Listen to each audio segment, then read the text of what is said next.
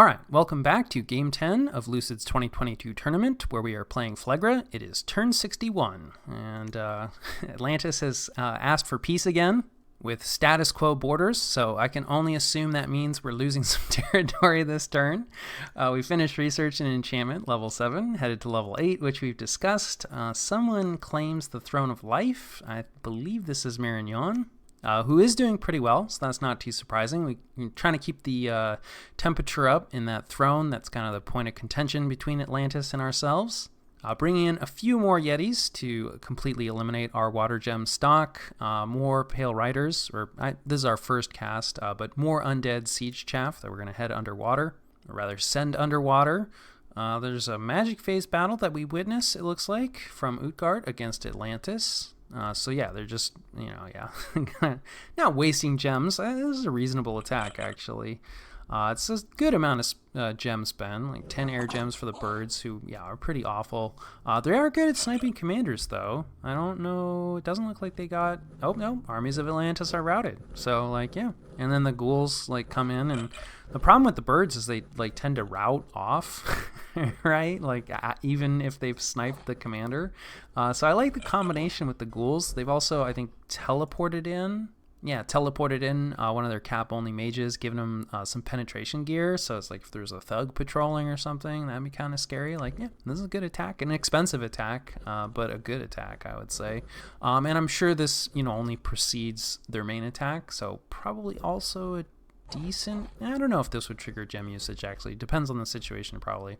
But possibly going to bait out the gems of any defenders. Although, I don't know if it was really. I'm assuming this is on top of the throne, because that looked like fort province defense. I don't think Atlantis really had any intention of defending that fort, so it's kind of I like this attack, but I don't know if it was really necessary. Very cautious. Utgard actually kind of, in a lot of ways, seems like a cautious player.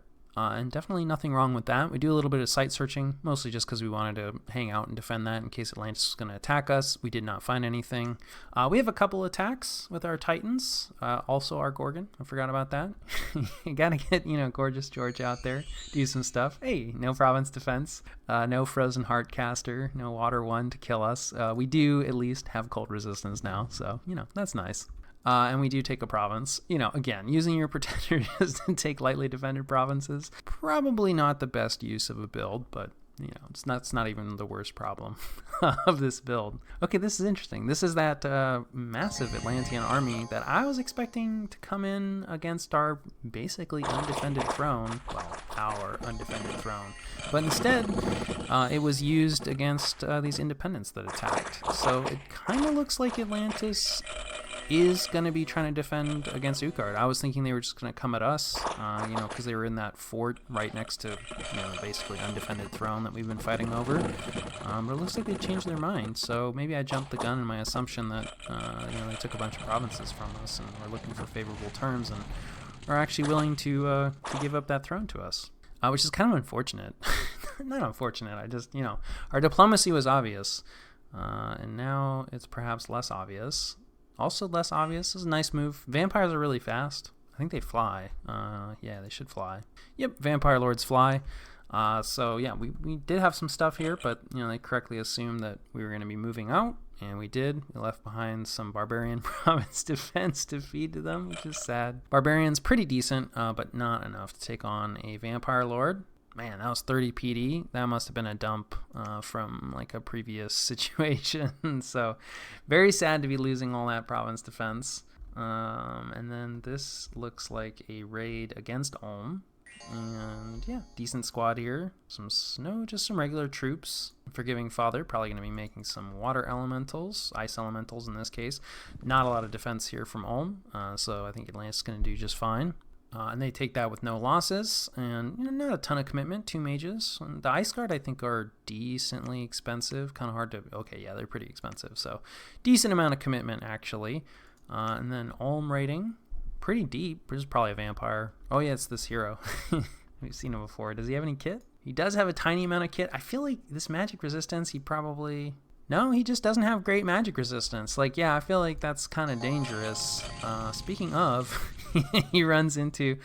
I'm not sure if this is the same. No, there's no griffins here. So this is another Atlantean army. perhaps moving out from Raga, which might be kind of nice. Oh wait, no, there are some griffins here, but not nearly enough. So I do think this is a different army. And there are just mind burns, it looks like. So no enslave mind. Doesn't really look like a lot of soul slay either. So that's definitely lucky for Ulm. But yeah, even so, yeah, these green lions, pretty nasty. So they do manage to kill him, but he is immortal. Still a bit of a dangerous raid for Ulm. On the other hand, I don't know how much they care about this hero, and vampires are kind of their thing, so probably there's going to be a lot of vampires coming out of Ulm pretty soon. So maybe not such a big deal. No province defense for that underwater fort, which, like, yeah, sure. It's, so far we have no underwater siege strength, so Atlantis doesn't really need to worry. We are planning on changing that fact, so hopefully we'll be headed out this turn, assuming we don't agree to peace. And these are some of our tyrants, just taking one of the cap circle provinces of Atlantis, really mostly just get them out of our territory. They do have Mind Hunt defense, so that's nice, because that could be important. He could just pull the gear off the previous Mind Hunters, throw them on, the next group of Astral Mages, and but we'll see. They might be a little more cautious about Mind Hunting our stuff. This is a group from Ulm, and no defense here, really. So yeah, obviously Atlantis in a decent amount of trouble. They're about to be, they're in a 3v1 now. That's a rough place to be. So yeah, I mean, they've been fighting really well. We lose some more people to the Blood Vortex. It's kind of unfortunate that it's another one of our provinces this turn. Speaking of unfortunate, no, this is our doing. This is a good thing. We spent gems to accomplish this. Famine is struck. Not that many people die, though, so we don't mind that. And a little bit of province income lost. No big deal. Worldwide event has occurred. Throne of Life. Youth to all living. That's actually kind of nice. We have a lot of old mages. And it looks like our tyrant is actually starting to destroy the fort walls, just all on his lonesome. So that's kind of cool. But we're definitely planning on getting him some help and some other stuff. And I'll catch you guys after the cut. All right, this is the situation and what we're doing about it. I have officially declined the peace offer from Atlantis. We've talked at length about that. I do think it's our best option. We're probably not going to gain a ton more land from Atlantis in this conflict. Maybe a few provinces along the border. But the main thing that we're really looking for here is Raga. It would be nice to get, at least one other capital in this game. And of course, I think if we, combine with Atlantis against Utgard, it's at best going to be a really long, grindy, inconclusive war. And so what we're hoping for instead is to entice Marignan to jump in a lot of ways. I feel like they kind of have to, right? Because I think we're going to have, enough thrones, or at least close to enough thrones for Utgard to win. Now, I don't think Marignan's going to want to commit while, Mictlan is uncommitted, but I also think there's a decent chance that, Mictlan canceled their non-aggression pact with us, but then backed off, when they learned that we were going to be fighting Atlantis. So we know that they're, somewhat interested. We have a relatively undefended throne now on their border, assuming we can hold on to it. So I think there's a decent chance that they commit onto us at the same time that Utgard does, in which case, Marignan will then become our ally, fighting both Mictlan and Utgard. Hard to say, of course. Ulm is another possible target for both of those players. And these are just guesses, right? I'm not really in close contact with either of these players. So, and of course, I'm going to be, focused on my own situation. There's probably a lot that we don't know that's going on elsewhere. In terms of the immediate, so we are moving out our underwater siege strength. It's not a ton, but it will be enough to crack an empty fort. I think Atlantis is going to be busy enough at this point with land threats that they're, not really going to be able to respond to this. But we'll see. We might have to back off and then jump back in, which is fine. This isn't a particularly important fort, but we've talked about it before. I don't actually think I haven't really seen any Forgiving Fathers pop out of this fort. But it's certainly a possibility, and, there's a ton of them running around, and obviously Atlantis has, other underwater holdings from which they can pop those out, but, if we can reduce the numbers of those mages, that is a nice thing. This army is now marching back to where it was before. Not super proud of this army's movement. We were planning on, parking it over here on this throne in preparation for the upcoming Utgard War. But, looking at the overall picture, we kind of moved it out to help, since we were thinking that we were going to have peace with Atlantis, and then that ended up not working out. We kind of needed it active again against Atlantis. Then was looking at the border, right, and thinking about Mictlan and thinking like, well, this war with Atlantis might wind down soon, and we don't have a ton on this border, and we know that Mictlan might be interested. So we're going to park this army over here, and we'll see. We may end up having to move it again, but, it'll hopefully act somewhat as a deterrent. We can also use it against Atlantis. But again, this army is pretty susceptible to Murdering Winter, although we have reduced the mage count a little bit. So it's not quite as juicy of a target as it was, but you would probably, going to be pretty limited in terms of how we can use it offensively. And of course, our tyrants, right? We need them not in our territory. Definitely some risk moving here because we don't have any underwater scouts. That's probably an oversight on my part. We do, have some death income now. So, getting some death summons to scout around underwater probably would have been good. I don't know if it's worth it, at this late juncture. But I'm hoping, it does look like a ton of the Forgiving Fathers, right, have been massed in the capital here. So, I'm thinking that there's probably, a lot fewer of them in these underwater locations. On the other hand, there were quite a few Atlantean stacks around here that have disappeared. So I'm assuming that those have gone into the water, probably looking to redeploy quickly over in this direction. It's possible they pop out, right, to defeat our group here. That said, I think these guys will do pretty well against, just stacks of troops. It's really going to be the soul slay. Some of the hard-hitting troops we definitely have struggled with before, but I think we'll be able to get our protection up high enough, and we have 2 guys. I don't know. We'll see how it goes. Like I said, we really don't want these guys in our territory. Utgard, of course, moving immediately on the throne. There's no surprise there, and they've cracked it right away. Like I said, I don't think Atlantis is looking to defend this. Interestingly, this army that, I thought was going to be, our problem or possibly Ulm's problem does kind of look like it's moving home, or, maybe it's taking over the defense of Raga. We can see, this force that was defending Raga is now, moving towards Atlantis's core territory. So I was thinking that Atlantis, was basically going to commit completely against, the people that had kicked off the 2v1. And then just sort of accept the fact that, well, they're going to lose all their territory to Utgard. Which I think is a reasonable response. People handle 3v1s and untenable diplomatic situations differently. But based on these movements, it looks like I kind of read that wrong, and it does look like Atlantis is going to attempt to defend against Utgard. To that end, we are moving out our Doomstack, pretty much the only really major army that we have. We're combining it with some of the Yetis down here. We're ditching a lot of the mages and troops that are going to be well, no, that's not actually even true. Yeah, we're bringing everything. We probably will get hit by a Murdering Winter. We're probably going to lose a lot of these archers and, crossbowmen and etc., which is fine. It's not ideal, but, there's not a whole lot we can do about it. We will be trying to heat Raga up to at least kind of take the edge off of it. And from a mage standpoint, we're in a decent situation, right? We have a lot of our stronger mages in terms of hit points, so they're going to survive Murdering Winter just fine. We've handed out Rings of Frost to a lot of mages, and we should be able to get a minimal communion to survive. That's going to be able to cast the majority of our important, battlefield-wide spells. We're going to have Wailing Winds integrated into this army. I think even after we take the, we have some cold resistant siege strength, not a ton. We may need to bring more of these guys in, depending on how much we lose to something like Murdering Winter or an engagement. Because Raga is a citadel and Atlantis is certainly capable of packing, forts with a lot of siege defense. But I feel that we certainly have a chance to win a battle even against something like this. But ideally, we would not fight this. So rather than moving out and defending this province and taking the short route to Raga, we're actually going to move down here, right, and combine in this location. And then this allows us, for starters, it's not going to be as clear to Atlantis. Our goal is, to move at Raga.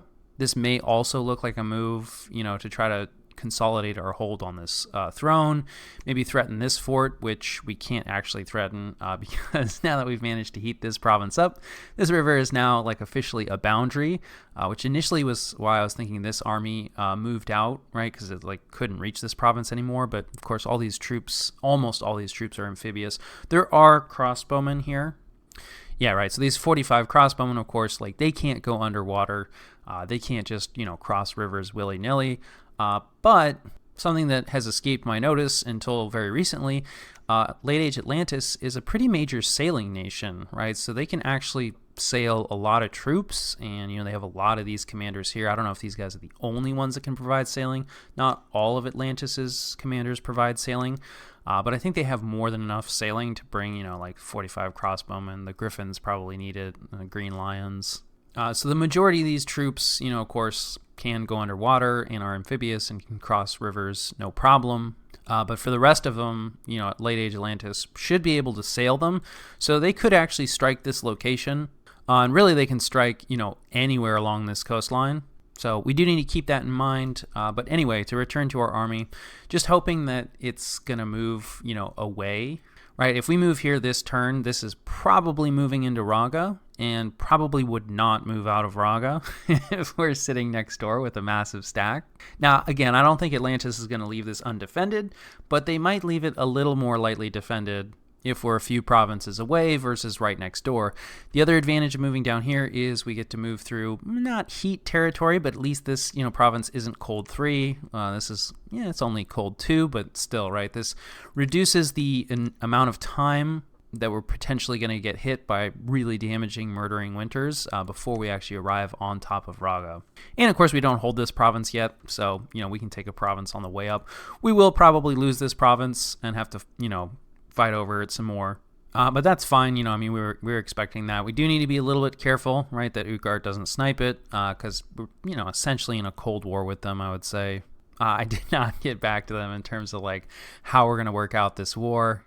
So there's definitely a possibility of bumps, and, they're not going to go out of their way to make sure that, we keep valuable provinces that we've on and off controlled.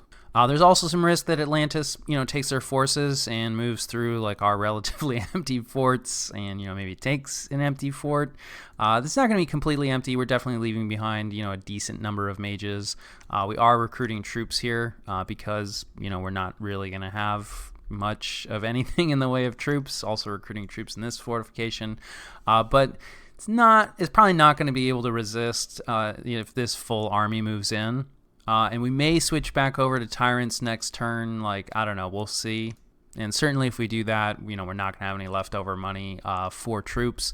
I would like to get a fortification here, so we may hold off for another cycle on Tyrants. So, we are saving a little bit of money. So, yeah, getting a palisade started here would be nice. And if we're investing in Tyrants, it's pretty unlikely we're going to ever have the money to do that. So we might be able to squeeze out a few more troops, but it's going to be a fairly bare bones defense here. So there is some risk that Atlantis comes in this direction. And we may have to change directions. On the other hand, I would trade this fort for Raga. The assumption being, that this war turns against Atlantis, and we would then, be able to retake this fortification from Atlantis at a later date. So we'll see. Certainly there's a lot of risk. Like I said, I am expecting Utgard to move on us, pretty quickly, maybe even immediately after the war with Atlantis finishes. I do think the longer this game goes, right, the better it is for Marignan and Mictlan. So, Utgard is probably looking to close it out soon, but, I could be wrong on that. But certainly, right, they took, Drain 2, Drain 3. So their research is going to be in kind of a rough place. And of course, they've invested really heavily, in their bless. And so they're just not going to be able to scale up. They're just not going to be able to compete in terms of numbers with all the blood summons that Mictlan and Marignan should be able to bring in. And the last thing we're going to do, we're going to go after this vampire. I think we're cloud trapezing in, just one sorceress. And she's going to make some air elementals. And then we've got our Soul Slay guy, I think, is also going to teleport out somewhere. Yeah, here he is. So we'll see. This is Barbarian PD. So Atlantis might PD dump, which would be pretty bad, right, for two squishy human mages. And, there are two air elementals that they'll summon in. But, if it's only 6 PD or 1 PD, which is also pretty likely in a lot of ways, since Atlantis is obviously under a lot of pressure and, this is a disconnected province. So it's not that valuable for Atlantis other than denying it to us. So we'll see. Definitely very risky. We are risking some pretty expensive gear. I mean, this is not too bad for us since we have a decent amount of Astral Pearls, but the Rune Smashers, that's 20 gems. On the other hand, we have a pretty good shot at completely, removing an Immortal. And air elementals are actually pretty good at trampling vampire lords, so maybe we get rid of them permanently, maybe we just send them back home. Either way, I think we have a decent chance of getting rid of them.